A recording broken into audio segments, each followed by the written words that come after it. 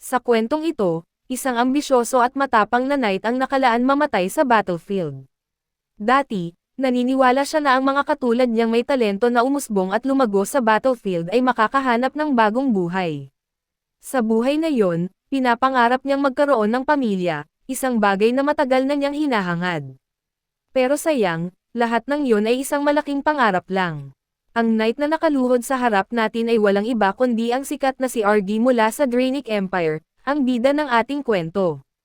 Ang kanyang huling kalaban ay isang mahusay ding knight na kilala bilang Duke Theron, isa sa 6 na Hexa-class knights ng Althan Empire. Kahit si Argy ay alam ang bigat ng labanang ito, lalo na't naranasan na niya ang matinding presyon ng Black Wave. Pagkatapos ng isang araw sa battlefield, namamangha si Duke Theron kung paano nakakatayo pa rin si Argy kahit alam niyang nakakalaban siya ng isa sa 6 na Hexa-class knights. Kinukondena niya ang sayang mangyayari kung mapapatay ang isang umuusbong na talento tulad ng ating bida. Pero si Argy ay malayo sa pagsuko. Determinadong iwinaklat ang kanyang espada, tumayo siya at malinaw na sinabi na sa battlefield siya ipinanganak at doon din siya mamamatay.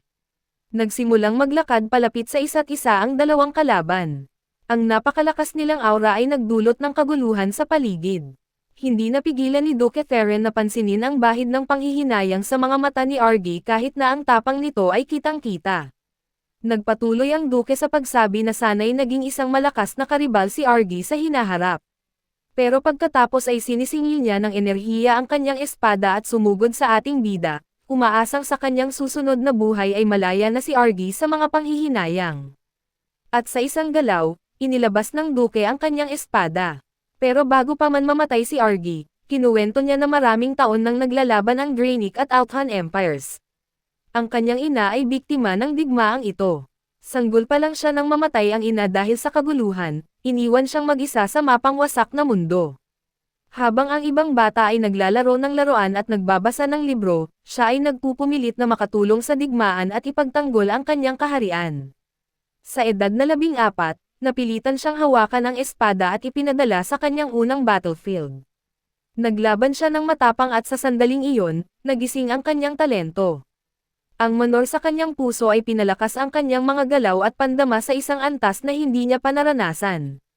Nagsimulang umangat si Argy sa ranggo ng mga knight at ikinagulat ng lahat nang makuha niya ang 3 mana core at maging isang quad core na may 4 na core. Ang pangarap niyang maging isa sa 5 Hexa-class knights ng Empire ay tila abot kamay na. Sa wakas, may pagkakataon na siyang matagal nang hinahangad.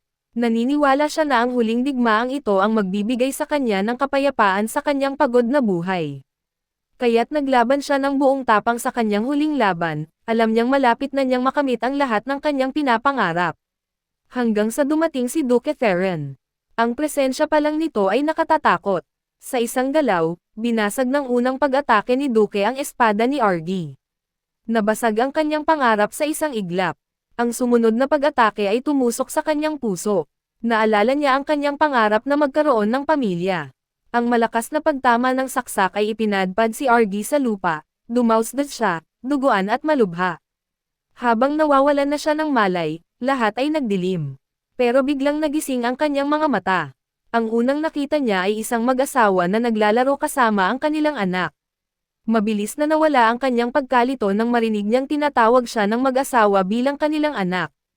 Agad siyang binuhat ng kanyang ama. Ngumiti ng malapad ang kanyang ama at tinawag siyang Dan. Sinabi nito na dapat maging isang mahusay na tagapaghawak ng sibat si Dan at tularan ang kanyang ama. Ang kanyang ina naman, si Lily Shrees, ay mabilis na kinuha si Dan sa kanyang ama at iginiit na dapat itong maging isang mahusay na assassin. Nagtalo ang mag-asawa, si Arkanstress at si Lily, tungkol sa dapat na maging karera ng kanilang anak. Si Dan naman ay nalilito at nahihiya sa kanilang pagtatalo. Nasa loob sila ng karwahe at patungo sa kanilang tahanan. Sa buong biyahe, patuloy ang kanilang pagtatalo. Naniniwala si Lily na ang pagpasok sa dilim, pagpatay sa mga target, at pagkawala ng hindi napapansin ay mas nakakatuwa. Samantalang ang kanyang ama ay iginiit na ang sibat ang pinakamaganda at kumpletong martial art. Iyon ang nangyari sa ating bida. Akala niya ay tapos na ang lahat sa battlefield, pero himala siyang nabuhay muli. Ang twist sa kanyang kwento ay ang kanyang pagkatawang muli bilang bunsong anak ng isang count sa Althan Empire, ang kanyang dating kaaway.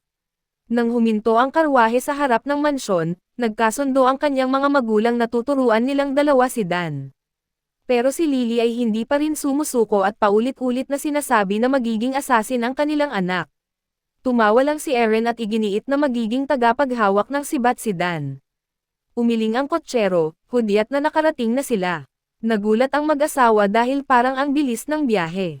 Siguro ay nawala sila sa oras dahil sa kanilang pagtatalo. Mabilis na bumaba ang kanyang ama at tinulungan ang kanyang ina. Inabot niya ang kamay nito at medyo nahiya ang kanyang ina. Tinanong nito ang kanyang asawa kung ano ang gagawin nila kapag nakita sila ng mga tao sa kastilyo. Tumawa ang kanyang ama at sinabing sinusubukan lang niyang hawakan ang kamay ng kanyang asawa, kaya bakit pa mahalaga iyon? Dinala ng kanyang ama ang kanyang magandang asawa palabas ng karwahe. Nahihiya si Dan habang pinapanood ang kanyang ama. Pero nawala ang kanyang pagkahiya nang malakihan ang kanyang mga mata. Pagkapasok nila sa loob ng kastilyo, hindi maiwasang mamangha si Lily sa kasiyahang nararamdaman ni Dan. Bakit nga ba hindi siya magiging masaya sa isang ganitong klaseng tahanan at sa mga mayayamang magulang?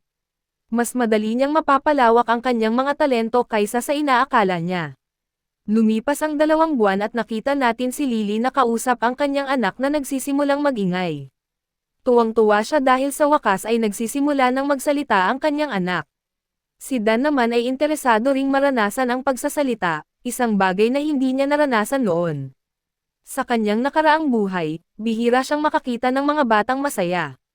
Ang mga batang nakikita niya ay kadalasang may mga benda at umiiyak dahil wala silang mapupuntahan. Marami ang nawalan ng mga magulang dahil sa digmaan. Kaya naman, ang kanyang bagong tahanan ay isang masayang at mayamang lugar. Nakahinga siya ng maluwag dahil hindi siya magugutom dito. Biglang pumasok ang kanyang ama na may hawak na sibat. Masiglang ipinakilala niya ang sibat kay Dan. Hindi nagustuhan ni Dan ang sigasig ng kanyang ama. Mahirap para sa kanya na isipin na ang lalaking ito ay ang pinakamalakas na Hexa-class spearman sa Empire, si Aransas. Kahit hindi ito mukhang isang bayani ng digmaan, isa siyang bayani na kilala bilang Blue Whirlwind. Naiinis ang kanyang ina at itinulak ang kanyang asawa palayo sa bata. Tinanong niya kung bakit pumasok ito sa kwarto ng bata dala ang isang matulis na bagay. Kinakabahan ang kanyang ama sa matalim na tingin ng kanyang asawa at sinabi niyang gusto lang niyang ipakita ang sibat kay Dan. Pero sinabi ng kanyang ina na hindi ba niya sinabi na hindi pa nila tuturuan ang kanilang anak hanggang sa tamang edad. Hindi nakakagulat na natatakot ang isang malaking lalaki sa matalim na tingin ng kanyang asawa dahil ang kanyang asawa ang pinakamagaling na assassin sa Empire. Nagtalo sila na kung ipagpapatuloy niya ito, tuturuan niya ang kanilang anak ng mga pangunahing kaalaman sa pagsisil.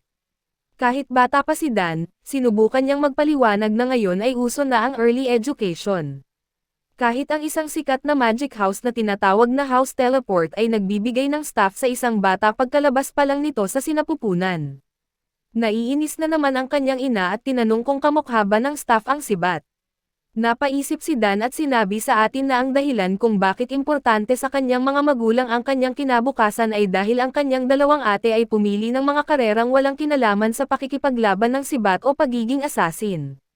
Dumating ang gabi at nakita natin ang kanyang 2 ate na naglalaro kasama ang kanilang nakababatang kapatid. Namumula ang pisngi ni Dan. Tumawa si Arabella at sinabing mas cute siya ngayon dahil sa kanyang mapupulang pisngi. Kinuwento ni Dan si Arabella. Dahil sa kanyang talento sa magic, naging isang mage si Arabella noong bata pa ito. Sa edad na 12, isang 3-chain class mage na siya. Ang pinakamataas na klase para sa isang mage ay 9 chains, kaya't isang henyo si Arabella dahil nakapasa na siya sa entry level. Tinanong ni Arabella si Dan kung gusto niyang matuto ng magic kasama siya. Naiinip na siya sa pag-aaral mag-isa at masaya siyang tuturuan ang kanyang nakababatang kapatid. Si Claire naman ay kabaligtaran ni Arabella. Siya ay mahiyain at kalmado. Mahinhin niyang sinabi na pwede niyang ituro kay Dan ang pag-summon dahil isang magandang trick iyon. Si Claire ay isang talentoso ring babae na magaling sa pag-summon. Sa edad na 7, nagawa na niyang mag-summon ng unang creature. Ngayon, kaya na niyang mag-summon ng 2 ng sabay. Nang aasar si Arabella kay Claire at sinabing hawakan niya si Dan dahil ang lambot nito. Pero parang natatakot si Claire na hawakan siya. Hindi niya alam kung dapat ba. Si Dan naman, ay kumilos ng cute at palakaibigan. Naisip niya na akala niya ay ayaw sa kanya ni Claire. Ngayon, napagtanto niyang parang nagseselos lang ito dahil siya ang bunso sa pamilya at nakukuha ang lahat ng atensyon. Sa huli, inilahad ni Claire ang kanyang kamay at dahan-daang hinawakan ang ilong ni Dan. Natuwa siya at sinabing ang lambot talaga nito. Hinawakan ulit siya ni Claire at nangako na tuturuan niya ang lahat kapag lumaki na siya. Hindi maiwasang makaramdam ng pagkalito si Dan dahil gusto ng lahat na ituro sa kanya ang kanilang mga espesyalidad.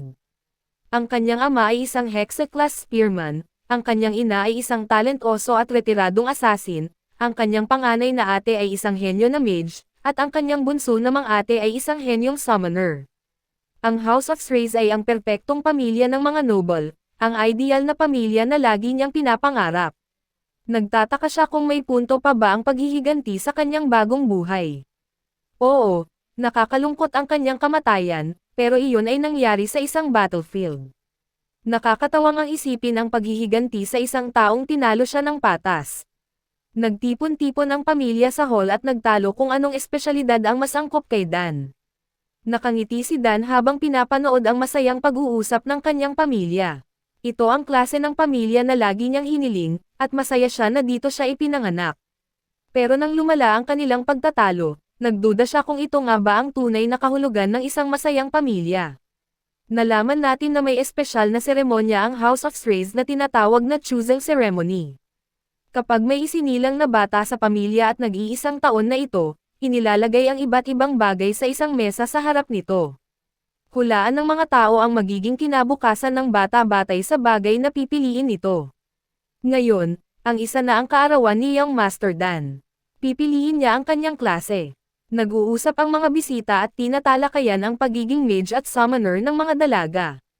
Nagtataka sila kung ano ang pipiliin ni Young Master Dan. Pumunta sila sa ceremony hall para malaman ang sagot. Nakita natin si Dan na nakaupo malapit sa apat na iba't ibang bagay, bawat isa ay kumakatawan sa isang klase. Habang nagtitipon ang mga bisita sa paligid ng mesa kung saan nakaupo si Dan, sinabi ng kanyang ina na kailangan lang niyang piliin ang gusto niya. Pero mukhang hindi sigurado si Dan sa pipiliin niya. Tumingin siya sa kanyang ama na sabik na naghihintay na piliin niya ang sibat. Nakangisi ang kanyang ama habang iniisip na malamang ay mapupunta ang atensyon ni Dan sa Dragon Tail Spear. Ang spearhead nito ay gawa sa bihirang Dukan ore. Kapag siningilan ng mana, nagiging kasing talam at kabigat ito sa lakas ng gumagamit. Sa kabilang banda, masaya at proud ang kanyang ina habang iniisip na masyadong gwapo si Dan para maging assassin. Pero sigurado siya na pipiliin nito ang dagger. Ang dagger na ito ay hindi basta-bastang kutsilyo. Tinatawag itong Canthorn at gawa sa ore na kayang maglaman ng lahat ng elemento sa mundo at mag-imbak ng maraming uri ng lason. Kumbinsido ang ate niyang magiging isang mahusay na mage si Dan at pipiliin nito ang pouch para ipagpatuloy ang legacy ng mga mage. Ang bag na ito ay isang espesyal na subspace pouch, isang bagay na magagamit lang ng mga mage o ng mga may talento sa magic. Si Claire naman, sa kanyang karaniwang mahiyain na ekspresyon, nagtataka kung kaya bang ay summon ni Dan ang bagay sa harap niya. Ito ay isang summon sign, isang tool na ginagamit ng mga summoner. Ginagamit ng mga summoner ang sign na ito para makatanggap ng code batay sa kanilang talento, na magagamit nila para tumawag sa kanilang mga summon. Nalilito si Dan at hindi alam ang gagawin dahil naririnig niya ang mga iniisip ng kanyang pamilya. Sa huli, huminga siya nang malalim at ginawa ang kanyang desisyon. Nagsimulang gumapang palapit sa mga bagay at tumaas ang excitement ng mga tao. Masaya ang kanyang mga magulang at kapatid at kinikilig habang pinapanood siya. Sinabi ng kanyang ama na pumili siya ng matibay na bagay, habang sinabi naman ng kanyang ina na pumili siya ng maikli at matulis na bagay. Habang papalapit siya, nagsimulang kumikinang ang isang dilaw na ilaw mula sa lahat ng bagay sa mesa. Hindi alam ni Dan ang nangyayari at nagtataka rin ang kanyang pamilya. Sa kabilang banda, nakangiti at excited ang mga tao. Nagulat din sila nang napagtanto nila na umilo ang apat na bagay, isang bagay na hindi pa nangyayari. Hindi nila maiwasang aminin na ang batang master ay isang henyo. Si Dan naman ay nagulat din sa nangyari. Naalala niya ang kanyang talento bilang isang sundalo sa battlefield, pero sa buhay na ito, parang nasa ibang level na siya. Kuryoso si Arabella at tinanong ang kanyang ama kung ano ang dapat nilang gawin dahil hindi pa ito nangyayari. Parehong nalilito ang kanyang mga magulang. Napagtanto nila na kailangan nilang turuan si Dan sa 4 na elemento. Nagulat ang dalawang babae, habang nakangiti lang si Dan. Lumipas ang panahon at nakita natin ang ating sarili sa training hall. Naririnig natin ang pagkabangga ng mga armas. Si Dan at ang kanyang ama ang naglalaban. Nakangiti si Eren sa kanyang anak dahil sa magandang resulta. Perpektong nagawa ni Dan ang tinuro ng kanyang ama. Nagpasalamat si Dan sa kanyang ama at nalaman natin na 7 na ang edad ni Dan. Biglang sumulpat ang isang lalaki. Tumingin si Dan sa kanya at nakita niya na may hawak na sibat ang lalaki. Halatang inaasahan ni Eren ang pagdating ng sibat. Kinuha niya ito at ibinigay kay Dan. Sinabi niya na regalo ito sa kaarawan ni Dan. Palihim niyang ibibigay sana ito sa birthday banquet, pero gusto niyang ibigay ito bago ang regalo ng kanyang ina. Ipinaliwanag ni Eren na 2 taon niyang inihanda ang sibat at espesyal na ipinagawa ito sa isang kilalang manggagawa sa kabisera. Binati niya si Dan ng maagang maligayang ika-7 kaarawan. Masayang binitawan ni Dan ang kanyang lumang patpat at kinuha ang sibat mula sa kanyang ama. Gusto niya ang itim na hawakan at pilak na spearhead. Mangaan din ito. Tinanong ng kanyang ama kung gusto niya ito at sinabi niyang gusto niya ito. Masyadong excited si Dan at kinakalaro na niya ang sibat. Tinanong ng kanyang ama kung alam niya ang pagkakaiba ng espada at sibat. Ipinaliwanag ni Dan na dahil sa haba ng sibat, makokontrol niya ang distansya sa kalaban. Dahil sa maliit na punto ng contact, mas malakas ang pag-atake nito. Sumang-ayon ang kanyang ama at sinabi na totoo iyon. Pero banilinan niya si Dan na habang lumalakas siya, mas mahirap gamitin ang sibat kaysa sa espada. Ipinaliwanag niya ang pangunahing problema sa mga sibat. Kailangan ng minimum na distansya sa pagitan ng gumagamit at ng kalaban para makapag-atake.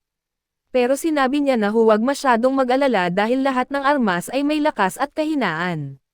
Kahit ang mga espada, na tinatawag na perpektong armas, ay may kahinaan sa ilang sitwasyon. Natuwa si Dan at sinabi niyang tandaan niya iyon.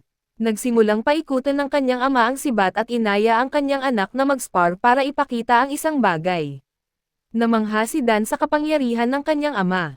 Ito ang unang beses niyang nakita ang napakalakas na daloy ng enerhiya ng isang Hexa-class spearman. Ang magic energy na inilabas ng kanyang ama ay napakalakas. Pagkatapos mag-charge, mabilis na sinugod ng kanyang ama ang sibat. Yumuko ang espasyo sa paligid ng dulo ng sibat. Ipinaliwanag niya na ang pagyuko ng espasyo ay dahil sa paglabas ng kanyang magic power habang sinusugod ang sibat. Ginagamit ng teknik na ito ang katangian ng core na mag-focus ng magic power sa isang lugar. Narinig na ni Dan ang tungkol dito mula sa kanyang ate. Ipinaliwanag niya na kaya ng mga tao na lampasan ang kanilang pisikal na kakayahan habang tumataas ang bilang ng kanilang cores. Kaya't mas malalampasan nila ang kanilang mga limitasyon. Naalala niya na sa kanyang nakaraang buhay, isang quad-core siya at ang lahat ng kaalamang ito ay galing sa kanyang nakaraang buhay. Nakangiting malapad ang kanyang ama habang iniisip kung gaano kasipag mag-aral ang kanyang anak. Pinaalalahanan niya si Dan na may 6 na mana core na siya. Kunwari ay nagulat si Dan, pero sa loob-loob niya, iniisip niya na kung hindi siya namatay, makakamit din niya ang 6 na cores. Pinayuhan siya ng kanyang ama. Medyo nag-alangan si Dan na subukan ang kanyang bagong sibat. Sinabi ng kanyang ama na dapat niyang i-relax ang kanyang isip, kalimutan ang kanyang mga alalahanin, at itulak ang sibat. Sumang-ayon si Dan at habang hawak niya ang sibat, naalala niya na sa kanyang nakaraang buhay, hindi siya interesado sa mga sibat. Dahil sa kanyang talento sa paggamit ng espada, ginamit niya lang ang mga sibat bilang pangalawang opsyon. Pero ngayon, oras na para subukan niya ito. Pagkatapos niyang ayusin ang kanyang poster, pumikit siya. Namangha ang kanyang ama sa kanyang magandang forma. Hindi niya maiwasang ngumiti dahil ilang taon siyang nag-aral para ma-master ang teknik na ito. Dahil bata pa ang kanyang anak, nag-aalala siya kung kaya nitong gawin ito. Pero nang itulak ni Dan ang sibat, nabasag ang realidad. Hindi inaasahan ng kanyang ama ang himalang ito. Nagulat siya at nagtanong kung paano nalalaman ni Dan ang tungkol dito. Pagkatapos gawin ni Dan ang teknik, lumapit ang kanyang ama at sinabing maganda ang ginawa niya. Ipinaliwanag ni Dan na nang itulak niya ang sibat, inilagay niya ang kanyang magic power sa isang lugar at isinaksak ito sa spearhead. Nang makarating ang magic power sa spearhead, pinutol niya ang daloy nito. Nabigla ang kanyang ama nang marinig ito at tinanong kung mayroon na siyang manakor. Sumagot si Dan na oo at sinabi na habang nagbabasa siya ng libro tungkol sa paggawa ng manakor, sinubukan niya ito at nagtagumpay. Pero nagsisinungaling siya. Ang totoo ay nagawa niya ito habang nagpa-practice ng mana breathing. Lumuhad ang kanyang ama para maging kapantay niya ang kanyang anak. Hindi niya mapigil ang maging proud. Sigurado siya na isang araw, magiging isang ekstraordinaryong mandirigma ang kanyang anak. Nakangiti lang si Dan habang iniisip ang mga sorpresa na ihahandog niya sa hinaharap na magugulat sa kanyang ama. Samantala, nagtataka ang kanyang ama kung magiging mage, spearman, assassin, at summoner ang kanyang anak. Pagsapit ng gabi, nagsimula na ang ika-7 kaarawan ni Dan. Nagtipon-tipon ang mga bisita sa kastilyo. Napuno ng musika at tawanan ang hall. Masaya ang lahat. Si Duke Bout, ang lalaking pumatay sa nakaraang buhay ni Dan, ay dumalo rin sa party. Nang makita niya si Eren, tinawag niya ito para magkumustahan. Tinawag ni Eren si Bout ng Duke, pero sinabi ni Bout na huwag na siyang pormalan at mag-usap sila gaya ng dati. Si Bout ay galing sa pinakamakapangyarihang house ng Althan Empire at siya ang pinuno ng Firmandachi. Mabilis na lumapit si Eren sa kanyang kaibigan at bamulong na maraming nakatingin sa kanila kaya kailangan niyang manatiling formal. Sinabi ni Bout na gawin niya ang gusto niya at tinanong kung nasaan ang anak nito. Tinawag ni Eren si Dan at sinabing batiin ang Duke Tyrion. Nang marinig ni Dan ang pangalang Duke Tyrion, naalala niya ang kanyang nakaraang buhay at ang huling pagkikita nila ng lalaking ito. Nang makalapit si Dan sa Duke, ipinakilala niya ang sarili bilang Dance Race at Yumoko bilang paggalang. Tumawa ang Duke at humanga sa magandang asal ng bata. Tinanong niya si Eren kung natututo na ring gumamit ng sibat si Dan. Sumagot si Eren na oo. Lumapit sa likod ni Duke Bout ang isang batang babae. Nagulat si Dan nang makita niya ang babae. Binigyang galang ng babae si Count Reyes at ipinakilala ang sarili bilang Leia Theron, ang bunsong anak ng Firmandachi. Nagpatuloy ang selebrasyon. Nag-enjoy ang mga bisita sa musika at magandang gabi. Pero hindi ito masasabi kay Arkins Reyes at Bout Tyrion. May sakit pa rin ang asawa ni Bout. Kahit anong gawin ni Bout para mahanap ang lunas, wala siyang nakita. Umaasa si Eren na pansamantala lang ang sakit ng asawa ng kanyang kaibigan at gagaling ito. Pero banilinan siya ni Bout na kung bigla siyang mawala, mas lumala ang kalagayan ng kanyang asawa. Gumamit si Bout ng teleportation scroll para bumalik sa kabisera. Nakita ni Bout na matalino ang bata at gusto niyang kausapin pa ito. Hindi rin alam ni Eren kung nasaan ang kanyang anak at napansin niyang nawala si Lila kasama nito. Madali silang nahanap. Naglalakad silang dalawa. Ayaw nila sa boring na party na iyon, gaya ng maraming iba pa. Pero ang pinag-uusapan ng dalawa ay isang misteryo sa kanilang mga magulang. Mahilig magkwento si Lila. Sa totoo lang, ayaw niyang sumama sa kanyang ama sa mga party ng mga noble. Pero ngayon, masaya siya na napunta siya rito. Marami nang narinig si Leia tungkol sa kagwapuhan ni Dan. Ngayon, mas lalo siyang gumagwapo sa ilalim ng moonlight. Nagustuhan niya ang lugar na ito. Natutuwa si Dan na nagustuhan ni Lila ang lugar. Hindi kasing ingay ang teritoryo ng pamilya Reyes gaya ng kabisera. Marami siyang libreng oras para mag-practice ng sibat, ang kanyang paboritong gawain. Nagulat si Lila na gumagamit siya ng sibat. Pero naalala niya ang palayaw ng kanyang ama at naintindihan niya na. Madalas niyang marinig mula sa kanyang ama kung gaano kagaling ang Blue Whirlwind. Dahil nagpa-practice si Dan ng sibat, ibig sabihin ay gusto niyang pumasok sa academy. Pero hindi iyon ang dahilan kung bakit nagpa-practice si Dan ng sibat. Nagulat si Leia. Para sa kanya, ang pagpa-practice para makapasok sa academy ay isang malinaw na desisyon. Narinig niya na mahirap makapasok doon.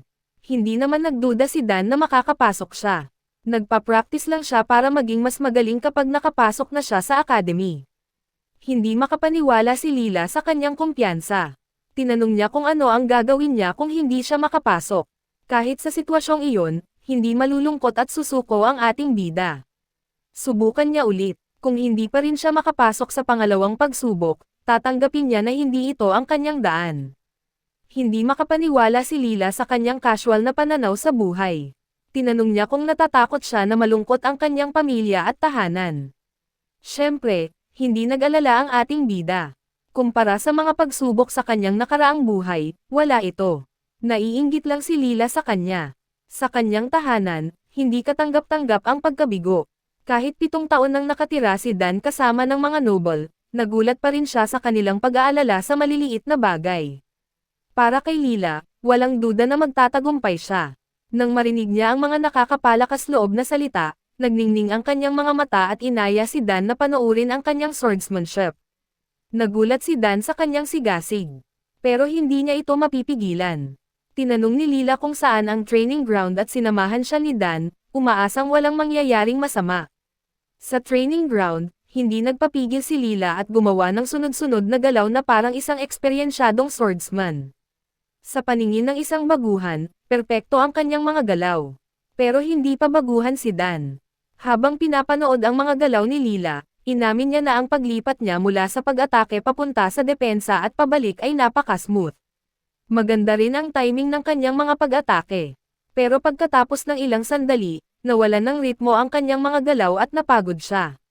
Nang mapagod, tinanong ni Lila kung ano ang iisipin niya sa kanyang mga galaw. Hindi agad nagsinungaling si Dan at sinabi na maganda ang ginawa niya at nag-enjoy siyang panoorin siya. Natuwa si Lila sa papuri. Pero nagpa siya si Dan na maging tapat sa kanya. Napansin niya na may mga bagay pa rin na kailangang i-improve ni Lila. Halimbawa, pagkatapos ng 3 form, naghahakbang si Lila ng kalahating hakbang ng hindi kinakailangan. Nangyari ulit ito sa mga sumunod na form. Ang mga dagdag na hakbang na ito ay nagpagulo sa mga sumunod na sword form. Natigilan si Lila sa puna. Mukhang maluluha na siya. Nag-aalala si Dan na masyadong direkta ang kanyang puna. Nagsorry siya at sinabing baka mali siya dahil matagal na niyang nakita ang isang swordsman na gumagamit ng espada. Pero hindi niya kailangang mag-alala. Mabilis na nakontrol ni Lila ang sarili at hinigpitin ang hawak sa espada. Napagtanto niya ang kanyang pagkakamali. Ulit-ulitin niya ang mga galaw. Ngayon, perpekto na ang kanyang mga galaw. Eksakto ang payo ni Dan sa nawawalang piraso ng puzzle. Napakalaki ng kanyang pasasalamat. Niyakap niya si Dan. Sinubukan ni Dan na kumawala pero hindi niya nagawa. Namangha si Leia sa dami ng alam ni Dan tungkol sa swordsmanship. Sa isang iglap, nakita niya ang mga pagkakamali ni Lila na hindi napansin ng mga guro nito. Nangako siya na tatandaan niya ang tulong ni Dan. Sa huli, binitawan ni Leia si Dan. Halos masuffocate siya sa yakap. Pero muntik na siyang maampes ni Leia gamit ang kanyang espada. Kailangan talaga ng leksyon sa pag-iingat ang batang babae. Nagulat si Dan sa biglang yakap pero hindi naman niya ayaw. Biglang sumigaw ang mga katulong dahil hinahanap sila. Nakahinga na sila ng sapat mula sa piging kaya kailangan nilang bumalik para hindi sila mahanap sa training ground. Pagbalik nila, si Dan ang sentro ng atensyon. Binati siya ng kanyang mga magulang sa kanyang kaarawan at sa pagtuklas ng kanyang unang manakor. Siyempre, binigyan nila siya ng regalo. Isang brooch na may family crest, katulad ng sa kanyang mga ate.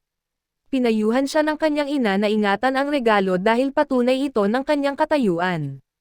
Pinagpala siya ng kanyang mga magulang at ng lahat ng bisita. Opisyal nang nakuha ni Dan ang pangalang Sir. Walang duda ang mga tao na magiging isang mabuting tao si Dan tulad ng kanyang ama. Masaya ang mga magulang ni Dan at masaya rin si Dan. Ito ang unang beses sa 2 buhay niya na nakatanggap siya ng ganito kainit na bati mula sa maraming tao. Biglang umalog ang buong silid. Nagsimulang sumigaw at matakot ang mga bisita. Akala nila ay lindol o pagsalakay ng mga kaaway. Nag-alala rin si Dan pero kinakalma siya ng kanyang ama. Alam ni Arkin ang nangyayari. Umaasa siya na magiging kalmado ang araw na ito pero hindi nakinig ang kanyang anak. Lumitaw ang mga kidlat sa kisame ng hall. Sa isang iglap, lumitaw ang isang portal sa itaas ng mga natatakot na bisita. Nagulat ang mga bisita nang lumipad ang isang maliit na figure mula sa portal at lumapag sa sahig. Si Arabella, ang ate ni Dan, at hindi siya late. Hindi pa rin makapaniwala ang mga bisita na kaya ng isang batang babae na gumamit ng teleportation magic. Kadalasan, kailangan ng 5 chains para magbukas ng isang maliit na gate. Hindi hinangaan ni Dan ang kapangyarihan ng kanyang ate. Naiinis siya sa ingay nito. Pero nang kumalma ang mga bisita, lumitaw ang isang malaking halimaw sa langit. Isang malaking wyvern na may sakay. Si Claire ang nagulat sa mga bisita. Masama ang kanyang mood dahil na-late siya sa kanyang ate. Nagsimula nang mag-usap ang mga bisita tungkol sa kanyang talento bilang isang summoner. Pero walang umaasang makokontrol niya ang isang wyvern sa edad na 16. Sa wakas, nagkita-kita na sila. Tumayo sila sa harap ng kanilang mga magulang at kapatid para batiin ang kanilang nakababatang kapatid, si Dan. Mabilis na binigay ng dalawang ate ni Dan ang kanilang mga regalo at binati ang kanilang nakababatang kapatid ng maligayang kaarawan. Nagpasalamat si Dan kina Arabella at Claire dahil pumunta sila kahit abala sila sa pag-aaral. Masaya lang ang dalawang babae na makita ang kanilang nakababatang kapatid. Halos maluha si Duke Eren dahil sa paboritismo sa kanyang anak. Ang mga anak niya ay sulat lang ang regalo sa kanya. Binuksan ni Dan ang kaong binigay ni Arabella. Isang singsing na naging isang convenient dimensional pouch ang laman nito. Dinisenyo mismo ni Arabella ang artifact. Ang subspace magic na ginamit sa paggawa nito ay galing sa pinakamataas na chain. Si Arabella ay isang tinitimbang na propesor. Mahirap ilagay ang subspace magic sa isang bagay. Kinuha ni Arabella ang singsing at inilagay ito sa daliri ng kanyang kapatid. Maraming oras ang ginamit niya sa pagdisenyo ng isang artifact na kayang maglaman ng isang buong subspace. Inilagay niya rin ang genetic code ni Dan sa singsing para walang ibang makagamit nito kundi ang kanyang nakababatang kapatid. Isang unique na bagay ito. Sinuri ni Mommy Lily ang singsing at nakita ang isang maliit na alon ng mana na umiikot sa artifact. Ibig sabihin, ginamit ang pinakamataas na klase ng magic stone sa paggawa nito. Ipinaliwanag ni Arabella na kailangan lang ni Dan na ilagay ang kanyang mana sa singsing para mabuhay ang subspace. Mas convenient ito kaysa sa normal na dimensional pouch. Mahalaga ang bagay na ito. Sa pagkakaalala ni Dan, ginagamit lang ng mga mayayaman ang mga ganitong tool sa battlefield. Ginagamit lang ng mga noble-born commander at high-rankang magician ang mga ganyang convenient na kapangyarihan. Sinubukan ni Dan na ilagay ang kanyang mana sa artifact at bumukas ang isang berdeng portal sa harap ng lahat. Nagulat si Duke Eren nang makita ang madaling paggawa nito ng kanyang anak. Namangha sina Claire, Duke Baltferen, at Lila sa nakasisilaw na pagpapakita ng magic. Mas mabilis na nagbukas si Dan ng subspace kaysa kay Arabella noon. Siya ay isang henyo, walang duda. Magiging isang malaking tagumpay kung sabay niyang makukuha ang isang manacor at circle. Pagkatapos ng pagpapakita ng magic, lumapit si Claire sa kanyang nakababatang kapatid at binigay ang regalo nito. Dahan-daang binuksan ni Dan ang regalo habang nagpapasalamat sa kanyang ate.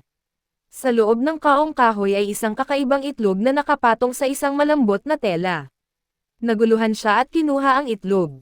Tinanong niya kung ano ito. Nagpanik si Claire at banilinan siyang ingatan ang itlog dahil hindi ito ordinaryong itlog. Curious din ang lahat sa pamilya kung ano ang kakaibang regalo. Pero sinabi lang ni Claire kay Dan ang tungkol dito. Bamulong siya na isang familiar ito. Nakuha niya ito ng aksidente habang sinusubukang i-summon si Deran. Hindi alam ni Claire kung ano ang mapipisa mula rito.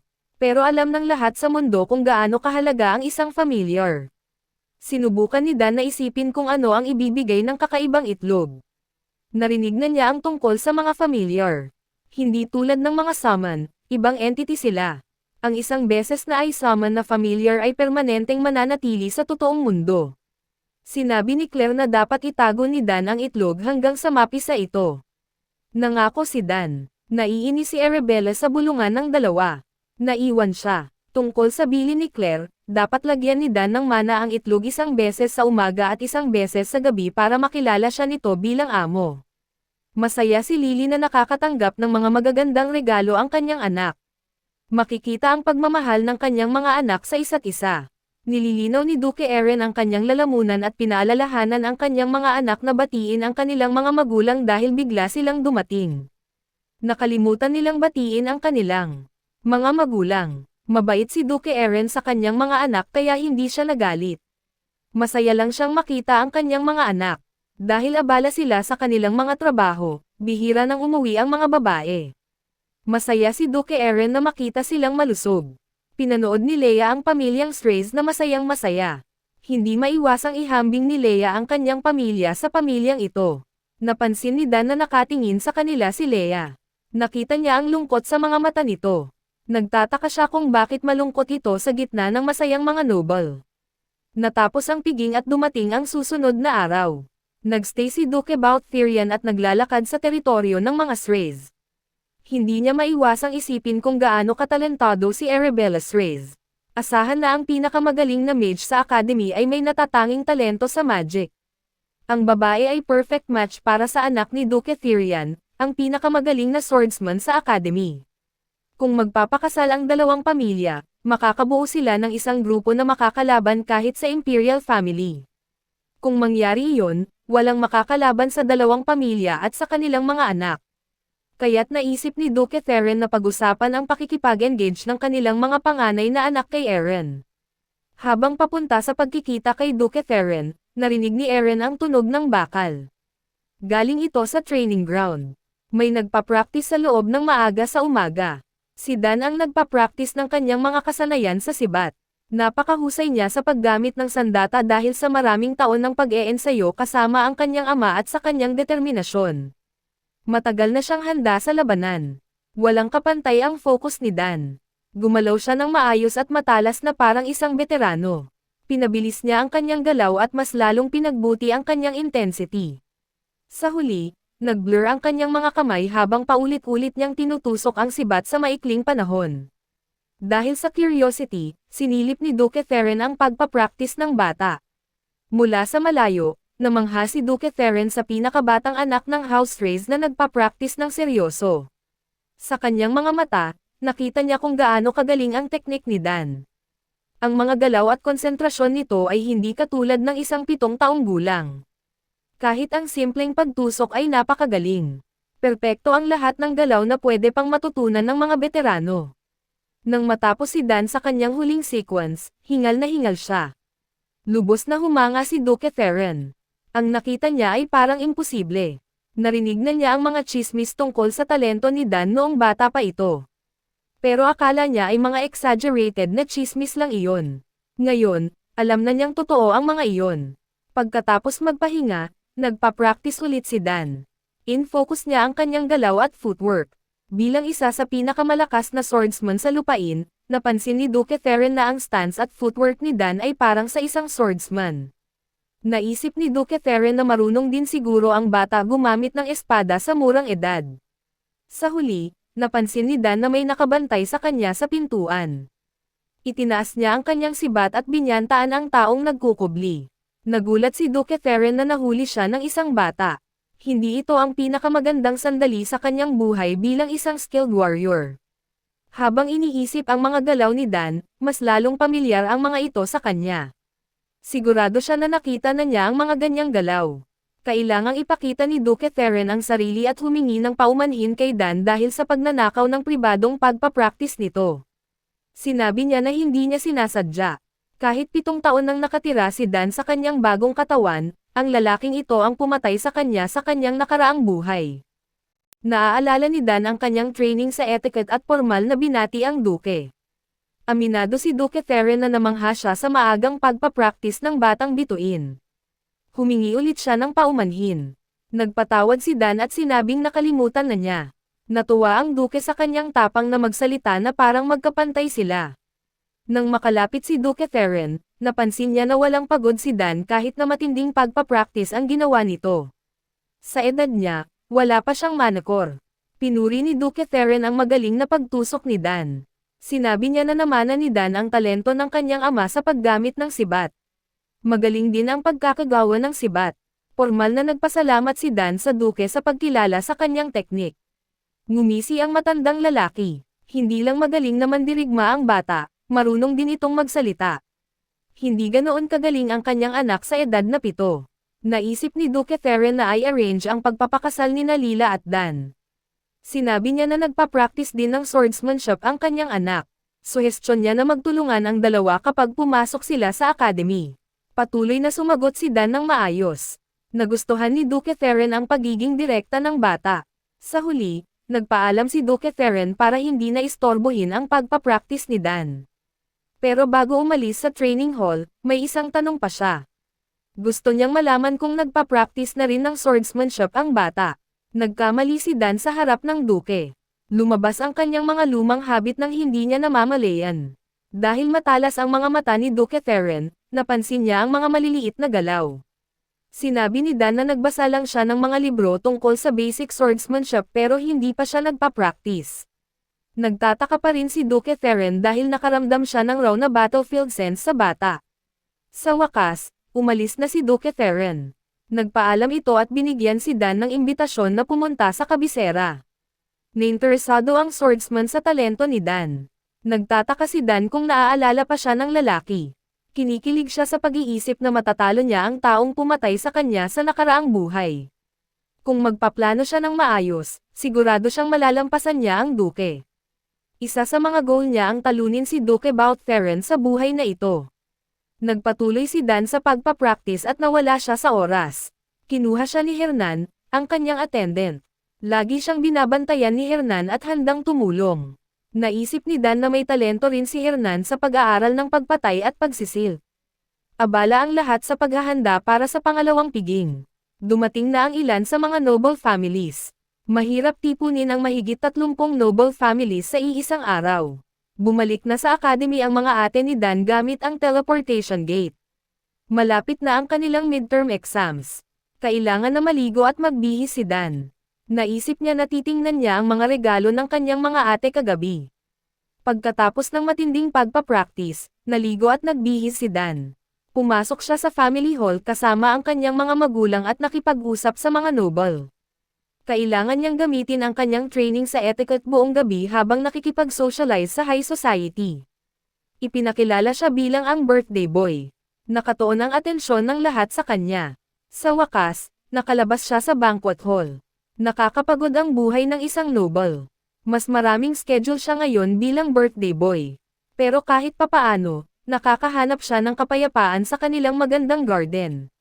Si Mr. Gardener ay nagsikap na palaguin ang espesyal na lugar na ito. Isang lugar na nagbibigay ng kapayapaan. Tumingin si Dan sa mga namumulaklak na bulaklak na may iba't ibang kulay at mga paru-parong lumilipad. Naalala niya ang sinabi ng kanyang ate tungkol sa pinakamaraming mana sa kalikasan. Dahil may libreng oras siya, pwede niyang subukang pag-aralan ang mana sa mga bulaklak. Pumikit si Dan at nag-focus sa natural na daloy ng magic sa hangin.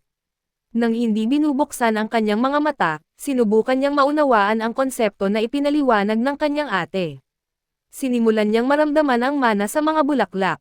Nagpa-practice siya sa maraming bagay pero walang nakikitang pag-unlad sa mage magic at summon ng magic. Mahirap para sa kanya ang pumili ng dapat niyang pagtuunan ng pansin. Nakakalito ang maraming talento. Sa pagkakataong ito, nagdurusa siya dahil sa sobrang talento. Pagkatapos ng ilang minuto na nakatuon sa natural na mana sa garden, nakita niya ang mana sa mga bulaklak.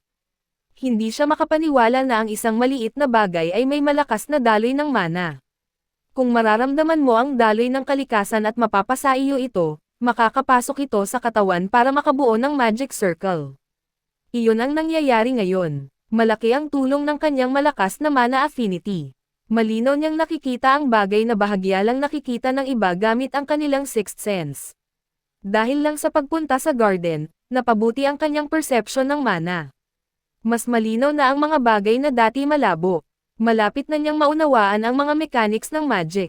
Naramdaman niyang may nabasag. May dalawang batang noble ang pumunta sa garden dahil naiinip sila sa pag-uusap ng mga matatanda sa banquet hall.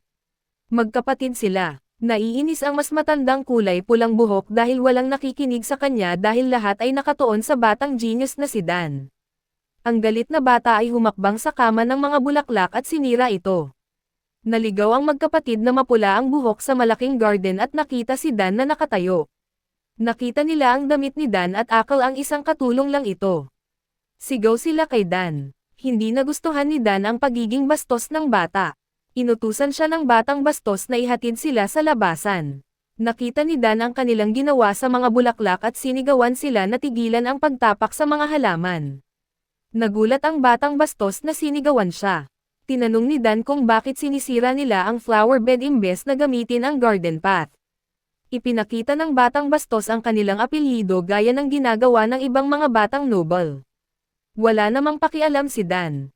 Para sa kanya, mga walang galang lang sila na sinisira ang flower bed ng garden. Hindi nagustuhan ng batang bastos na tawaging walang galang. Kinwelyuhan niya si Dan. Mga anak sila ni Count Tyren, isang bisita sa kastilyo. Naalala ni Dan si Count Tyren sa kanyang nakaraang buhay. Isang nakakainis na noble. Isa sa mga masamang tao. Base sa ugali ng batang nasa harap niya, ang kasabihang, anak ng tigre, humihimig, ay totoo. Pinagmalaki ng batang bastos ang kanilang apelyido at sinabing sikat sila sa kabisera. Pinagmalaki pa niya na kaya nilang mawala si Dan.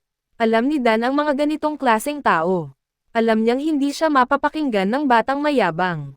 Itinaas ng bata ang kanyang kamao at sinuntok si Dan. Akala niya ay isang katulong lang si Dan. Pero hindi papayag si Dan. Akala niya isang simpleng katulong lang si Dan. Pero hindi papayag si Dan.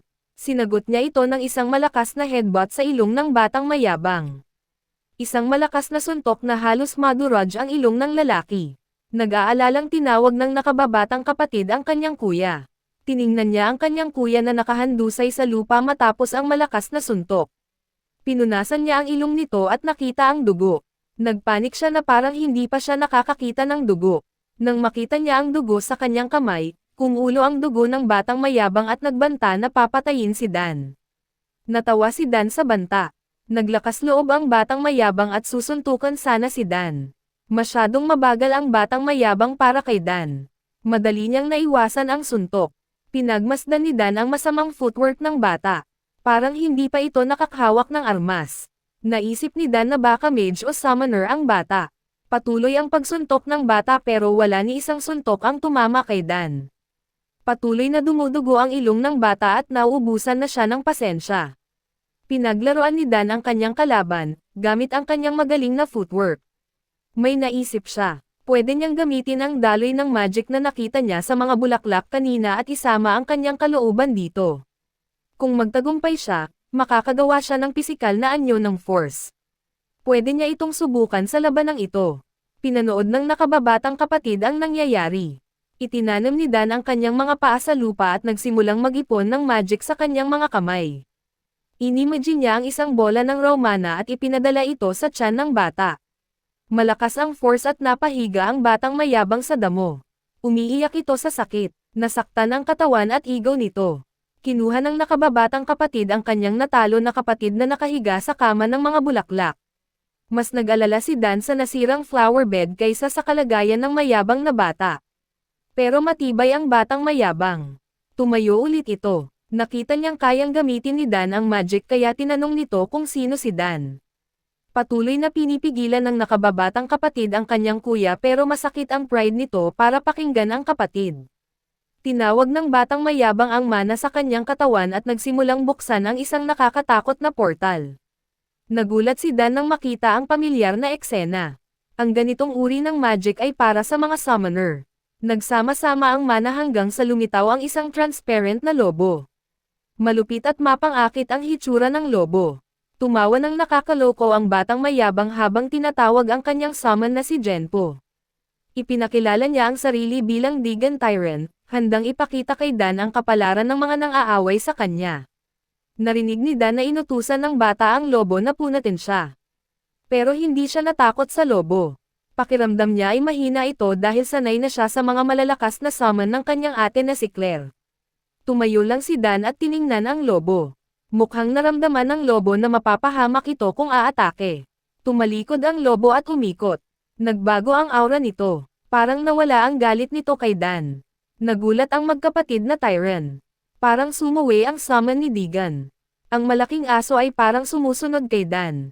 Sigaw ni Digan sa kanyang summon na punatin ang lalamunan ni Dan pero hindi ito nakinig. Nagsimulang tumango ang aso kay Dan. Mukhang wala itong masamang intensyon. Ginulo ni Dan ang mabuting aso. Kahit hindi niya alam kung paano nangyari ang lahat, naisip niya na pala kaibigan sa kanya ang mga summon ni Claire, pati na ang wyvern ay nakalaro niya noon. Akala niya noon ay dahil sa kanilang pamilya, pero ngayon, kahit walang relasyon, pala kaibigan pa rin ang summon. Ibig sabihin, sobrang taas ng kanyang favorability sa lahat ng uri ng summon, o sobrang baba ang favorability ni Genpo sa kanyang mayabang na summoner. Hindi maintindihan ni Digan ang nangyayari. Hindi pa siya nakakakita ng summon na sumuwi sa amo nito. Panay ang panalo ni Dan at patuloy niyang inaasar si Deegan. Halos pilitin ng nakababatang kapatid ang kanyang kuya na tumigil sa kahihiyan, pero ayaw tumigil ang mayabang na si Deegan. Nahihiya ang nakababatang kapatid dahil sa katangahan ng kanyang kuya at nahihi siya sa takot. Pinagalitan ni Deegan ang kanyang kapatid dahil sa kahihiyan. Dinagdagan pa ni Dan ang kanilang kahihiyan sa pamamagitan ng pagturo sa banyo sa basement ng kastilyo. Ginamit ni Deegan ang aksidente ng kanyang kapatid para makatakas. Ayaw niyang mapahiya pa. Inutusan niya si Dan na manatili sa garden. Tiningnan lang ni Dan ang nakakaawang na talunan. Hindi pa niya isinama ang kanyang summon. Nagpatuloy si Dan sa paglalaro sa garden at nag-eksperimento sa kanyang bagong kaalaman sa mana. Sinubukan niyang gawin ang tinuro ni Claire. Nakita niya ang mahihinang koneksyon sa pagitan ni Deegan at Genpo. Pinutol niya ang koneksyon at pinalitan ito ng kanyang sariling magic. Sa ganoong paraan, naging konektado siya sa lobo. Isang bata na hindi pa nakakapag-summon ay nagawa ang mahirap na bagay dahil sa kanyang mataas na favorability sa mga summon. Naging isang summoner na siya. Samantalang nagpapahinga si Dan sa kanyang tagumpay, narinig niya ang isang nakakainis na boses na parang hinahanap siya. Si Deegan Tyron, ang mayabang na bata, ay tumawag sa kanyang ama at sinumbong na binubuli siya ng isang bata sa garden at itinuro si Dan. Tinakpan ng duwag na bata ang kanyang ilong para pigilan ang pagdurugo habang sinasabi sa kanyang ama na binugbog siya ni Dan at pinilit niyang tanggalin ang koneksyon sa kanyang summon. Lumapit si Mogard Tyron, ang pinuno ng pamilyang Tyron, isa sa mga malalaking noble sa kabisera. Mayabang niyang tinanong kung si Dan nga ang bumugbog sa kanyang anak at ninakaw ang kanyang summon. Hindi umatras si Dan at inamin ang kanyang ginawa. Napansin niya na mas mataba si Mogard Tyron ngayon kaysa noong nakulong siya bilang bilanggo. Mukhang masaya ang buhay niya.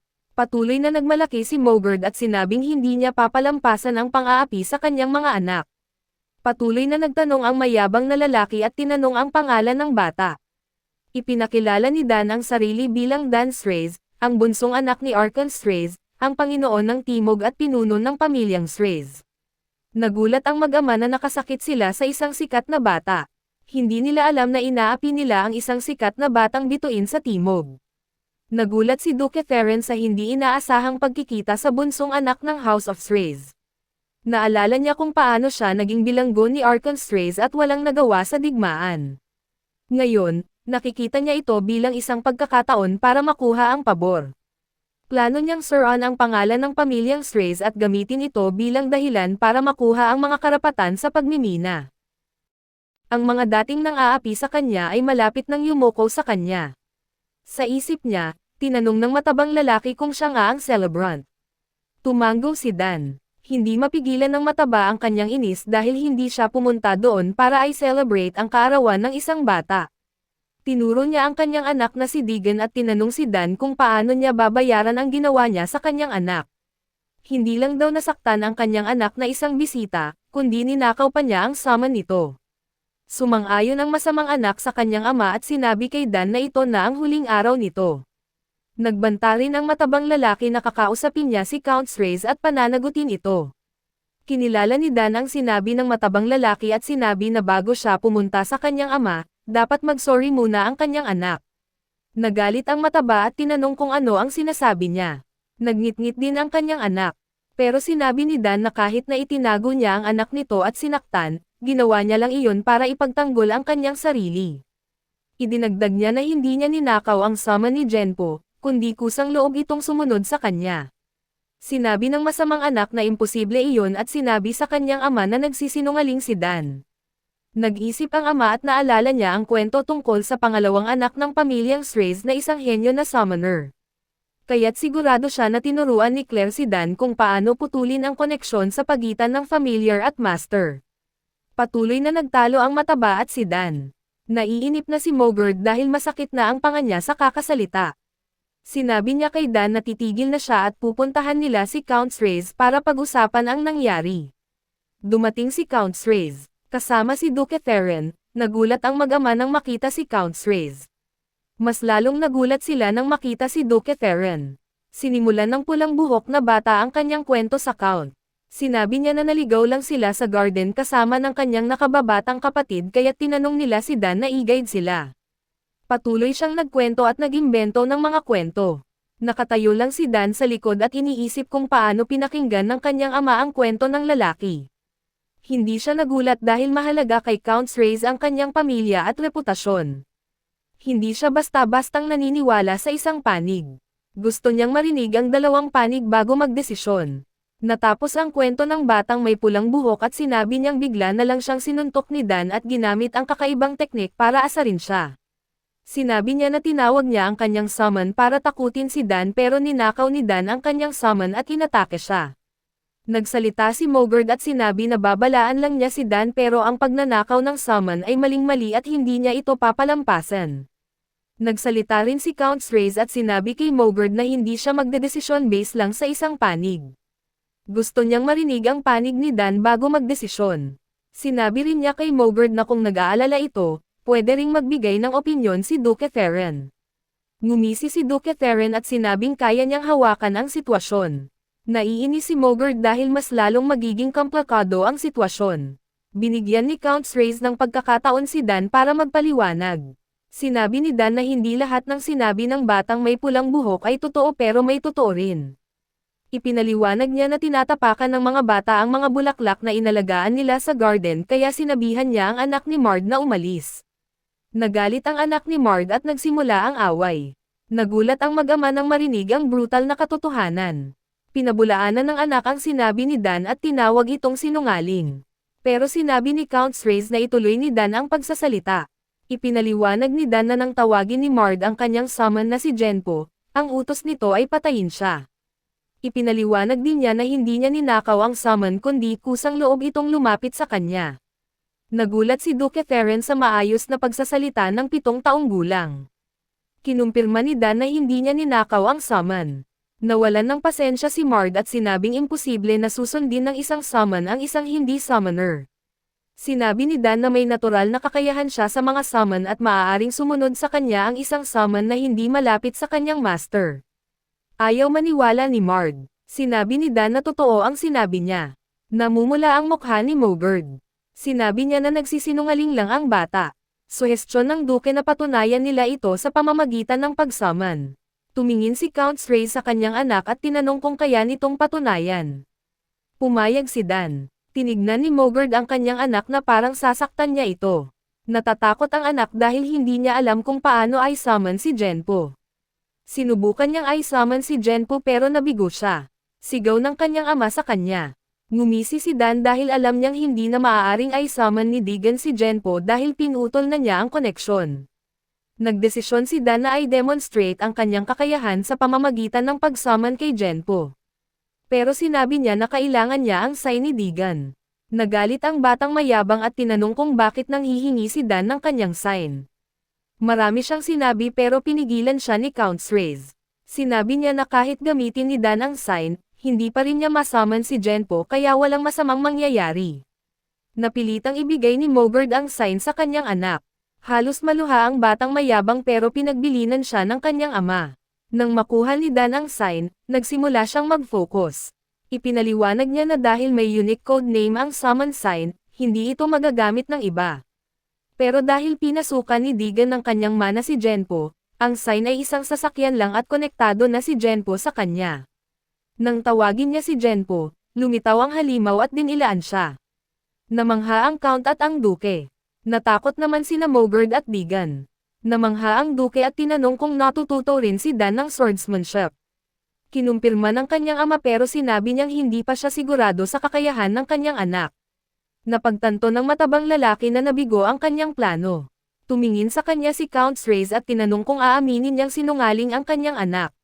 Sinubukan ng mataba na kumalma at sinabing baka nagkamali sila at hindi naman talaga ninakaw ni Dan ang summon.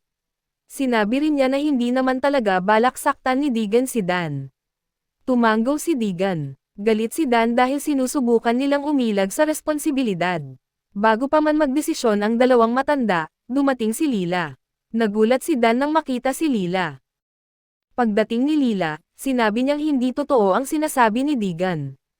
Tinanong ng kanyang ama kung bakit siya nandito at sinabi niyang narinig niya ang boses nito habang naglalakad. Binigyan niya ng galang na bati ang matabang lalaki at si Count Reyes. Nauutol ang matabang lalaki dahil nagulat siya sa hindi inaasahang pagkikita sa anak ng duke.